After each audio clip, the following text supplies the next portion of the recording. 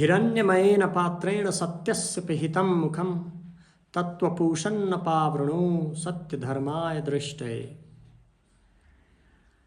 This is a verse from Ishopanishad. It reveals the nature of truth.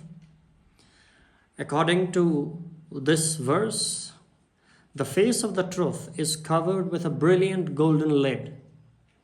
And the Kavi is asking, "O thou, that do thou remove it. O fosterer, for the law of the truth, for that eternal sight, please remove it." And according to Sri Aurobindo's commentary on this verse is that a luminous power proceeding from the Father of all existence, he reveals in himself the divine Purusha, of whom all beings are the manifestation.